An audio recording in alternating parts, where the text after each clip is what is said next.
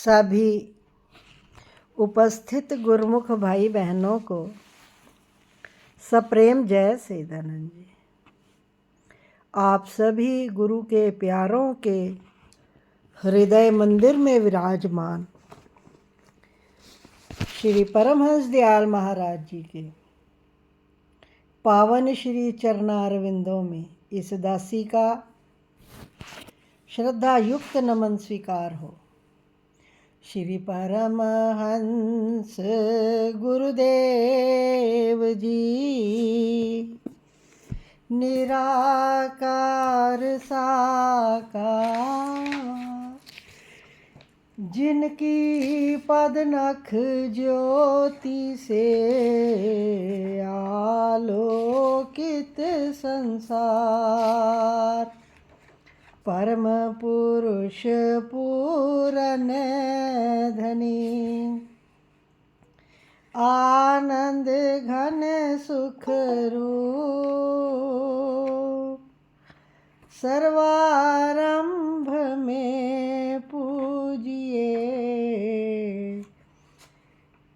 श्री सतगुरु चरण अनूप, सर्वारंभ में पूजिए श्री सतगुरु चरण अनूप। बोलो जयकारा बोल मेरे श्री गुरु महाराज की जय। विचारवान गुरुमुख भाई बहनों, संत सहजो भाई जी का कथन है, साध संग में चानना सकल अंधेरा और, सहजो दुर्लभ पाइए सतसंगत में ठौर, सहजो दुर्लभ पाइए सतसंगत में ठौर।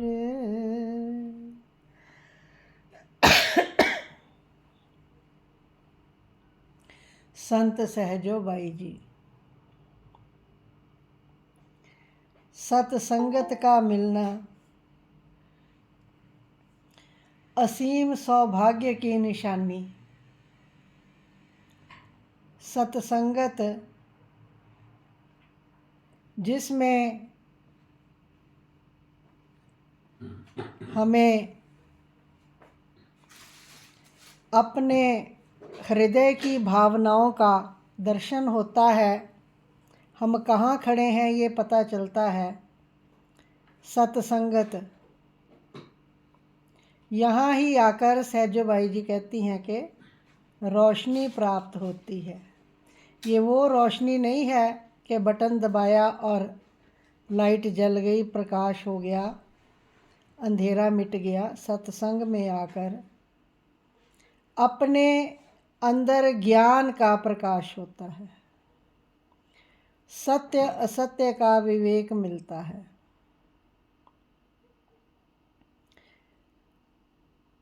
कर्म का पता चलता है, कौन सा कर्म करने योग्य है और कौन सा त्याज्य है, छोड़ने योग्य है।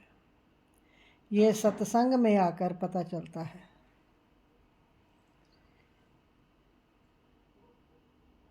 और सत्संग में आकर ही हमें सही जीवन दिशा मिलती है। ये हमारा परम सौभाग्य है कि हमें श्री परमहंस दयाल महाराज जी की चरण शरण प्राप्त हुई है। श्री आनंदपुर दरबार, जहाँ पर हमें भक्ति के सुगम साधन प्राप्त हुए हैं और हमारे परमहंस दयाल महाराज जी के षष्टम रूप के साकार दीदार भी होते हैं।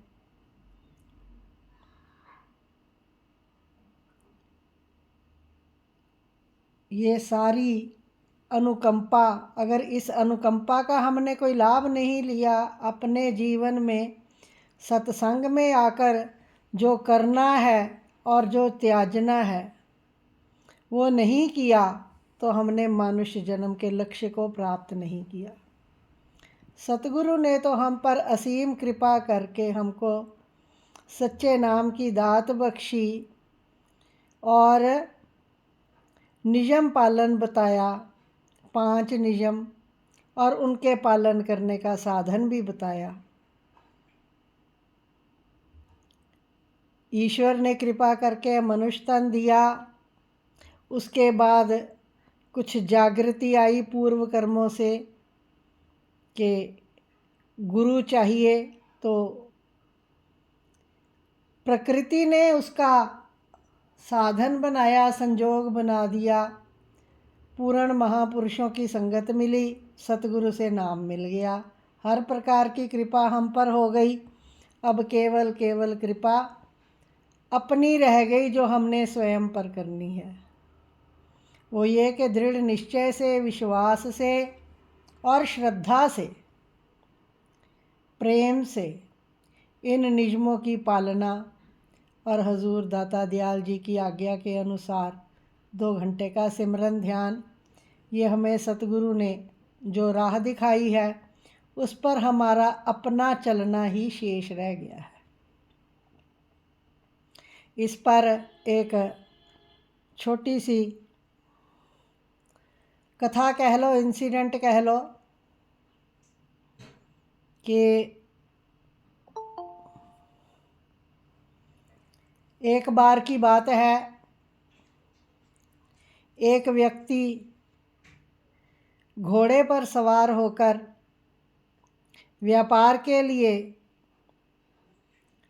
दूर प्रदेश की यात्रा पर जा रहा था।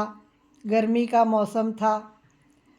प्रातःकाल चला तो ठंडी हवा चल रही थी। चलते चलते सूर्य तपने लगा, दोपहरी हो गई, गर्मी बढ़ गई।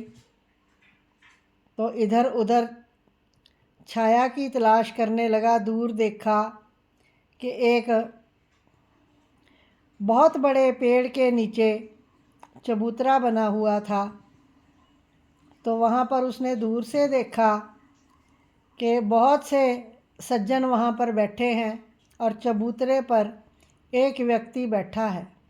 धीरे धीरे पास जाकर उसने देखा कि वो एक कोई संत महापुरुष हैं और वो वचन फरमा रहे हैं और बहुत सारे लोग वहाँ पर नीचे बैठे उनके वचनों को श्रवण कर रहे हैं और आनंद विभोर हो रहे हैं।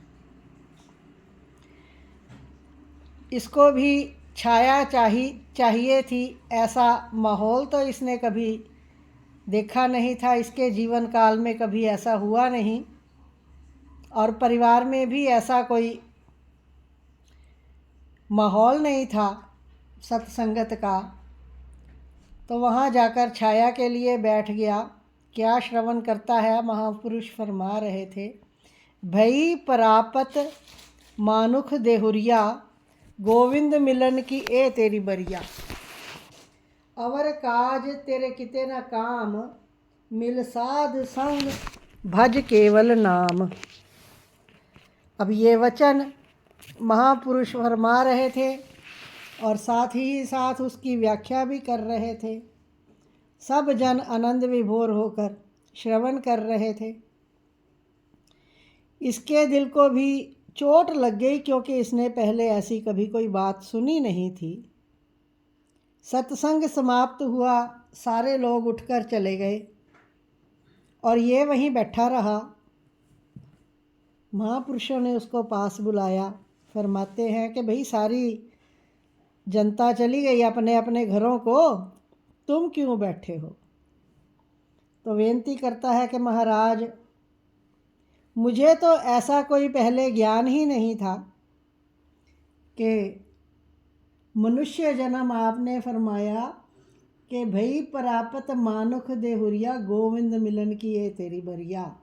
आपने फरमाया कि ये जो मनुष्य तन मिला है ये हमें परमात्मा के साथ मिलने के लिए मिला है। मैंने तो ऐसा कभी ना देखा ना सुना। मेरे परदादा बहुत भारी मेहनत की, उन्होंने बड़ा पैसा कमाया और हवेली बनाई। मेरे दादा ने भी बहुत पैसा कमाया। मेरे पिता ने भी कारोबार किया, बहुत पैसा बनाया। और मुझे भी यही सिखाया गया कि ये जीवन मिला है तो इसको धन कमाना है, इसमें अधिक से अधिक धन एकत्र करना है।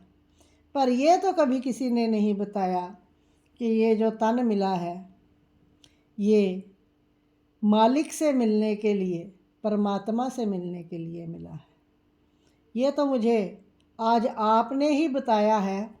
अब आपने ये बताया है कि गोविंद से मिलने के लिए ये तन मिला है, तो कृपा करके राह भी बता दो कि गोविंद से कैसे मिला जा सकता है, परमात्मा को कैसे पाया जा सकता है।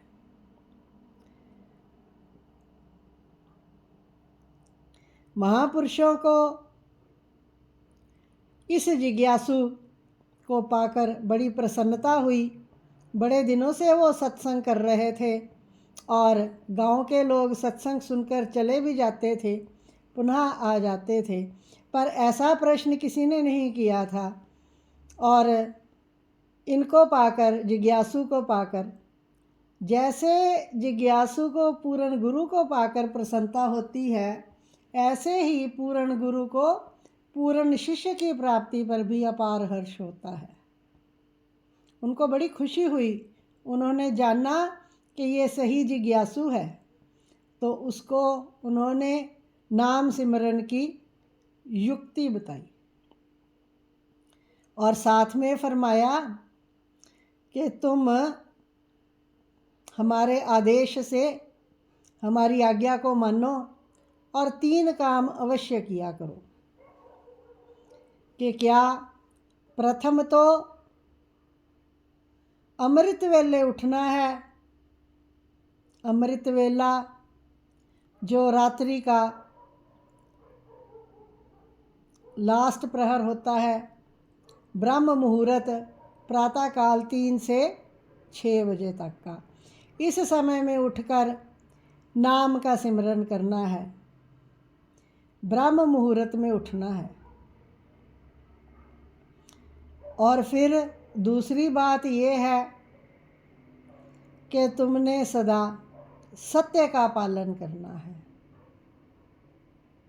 उन्होंने फरमाया कि सांच बराबर तप नहीं, झूठ बराबर पाप, जाके हृदय सांच है, ताके हृदय आप। दूसरा कार्य ये करना है कि तुमने सत्य का दामन कभी नहीं छोड़ना। सच्चाई के बराबर कोई बड़ी तपस्या नहीं है। तप करके, अगर भूखे प्यासे रहकर और कई प्रकार के साधन करके शरीर को सुखाकर हम सोचेंगे कि हमें प्रभु प्राप्ति हो जाएगी, तो कभी नहीं। क्योंकि सबसे बड़ा तप जो है वो है सत्य की साधना। और उन्होंने ये भी फरमाया कि जो सत्य के पथ पर चलता है, उसके हृदय में गोविंद खुद आकर बस जाते हैं। उसके हृदय में मालिक खुद विराजमान हो जाते हैं। और तीसरी बात कि जहाँ कहीं भी तुझे महापुरुषों की शरण संगत प्राप्त हो, सत्संगत की प्राप्ति हो, तो वो सत्संगत नहीं छोड़नी। सत्संग में अवश्य जाना है। जहाँ कहीं भी सुलभ हो जाए तो सत्संग में जाना है। और वहाँ पर जो भी हीरे मोती तुम्हारी विवेक बुद्धि ग्रहण कर सके, उनको अपने दामन में समेट लेना है। बड़ा प्रसन्न हुआ, महापुरुषों के चरणों में नमन किया और अपना घोड़ा उनको दे दिया। कहने लगा कि मेरे पास अन्य कोई आपके लिए उपहार नहीं है, ऐसा करो आप ये घोड़ा रख लीजिए तो मैं आगे चलता हूँ, अब मैं कार्य व्यवहार करता हूँ। अब वो पैदल ही आगे यात्रा करने लगा, अपने जहाँ कार्य पर गया था वहाँ कार्य करने लगा, और उसने महापुरुषों के बताए हुए नियमों का परिपालन श्रद्धा प्रेम विश्वास से किया। एक तो उसने अमृत वेला कभी नहीं छोड़ा, प्रातःकाल उठता ब्रह्म मुहूर्त में उनके बताए हुए नाम का सिमरन करता। और दूसरा, व्यवहार में उसने सच को संभाल लिया, सच्चा व्यवहार करता था, सबके साथ सत्य वचन करता था। और तीसरा, सत्संग में भी जाता था। अब जो वो कार्य व्यवहार करने गया था उसको करके 14 बरस के बाद वापस लौटा। 14 बरस। जब 14 बरस के बाद वो वापस लौटा तो क्या देखता है, उसी रास्ते से गुजर रहा है तो वहाँ पर पुनः वही महापुरुष सत्संग कर रहे हैं। चबूतरे पेड़ के इर्द गिर्द जो चबूतरा बना है वहाँ पर विराजमान है, और नीचे संगत बैठी है, उनके वचनों को सुन रही है। वहाँ जाकर ये पुनः दंडवत वंदन करके श्री चरणों में बैठ गया और वचन श्रवण करने लगा। क्या देखा, वचन सुनते जा रहा है और आनंद में मगन, नाम में उसकी सुरत लग गई और वो समाधिस्थ हो गया, लीन हो गया महापुरुषों के वचनों को श्रवण करते करते। सत्संग की समाप्ति हुई, लोग उठकर चले गए। गुरुदेव उनके पास, पुनः महापुरुष उसके पास आ गए और उसको कहने लगे कि तुमने तो बहुत कुछ प्राप्त कर लिया। गांव के लोग तो यहाँ नित्य प्रति ये लोग सत्संग श्रवण करने आते हैं, इनके काले से बाल सफ़ेद हो गए हैं, पर इन्होंने कुछ गांठ में पल्ले में नहीं बांधा, पल्ले में कुछ नहीं बांधा, अमल नहीं किया, पर तुझे प्राप्ति हो गई। ये इसकी हमें बहुत खुशी है, बहुत प्रसन्नता है। तो अभी उनको फिर आशीर्वाद दिया और उसको बोला कि अपने कार्य व्यवहार भी करना है और इसको आगे इसी प्रकार भजन बंदगी को जारी रखना है।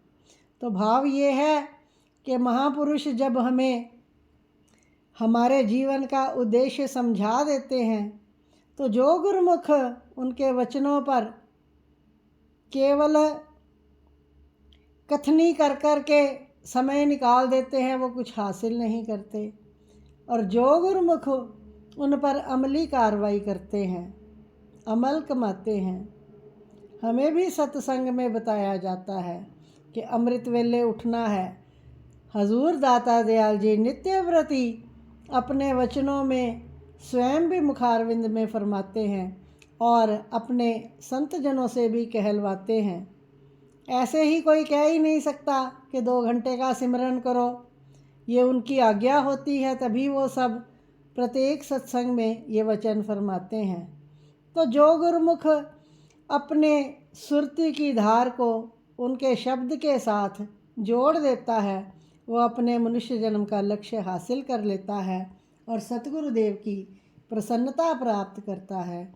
तो हमारा फ़र्ज़ है गुरुदेव के बनाए हुए नियमों पर श्रद्धापूर्वक पालन करें, सतगुरु की प्रसन्नता हासिल करें, गुरुदेव बल बख्शें। भक्ति दान मोहे दीजिए मेरे गुरुदेवन के देव, और नहीं कछु चाहिए स्वामी निश दिन तुम्हारी सेव। भक्ति दान मोहे दीजिए मेरे गुरुदेवन के देव, और नहीं कछु चाहिए स्वामी निश दिन तुम्हारी सेव। भक्ति दान मोहे दीजिए मेरे गुरुदेवन के देव, और नहीं कछु चाहिए स्वामी निश दिन तुमरी सेव। बोलो जयकारा बोल मेरे श्री गुरु महाराज की जय।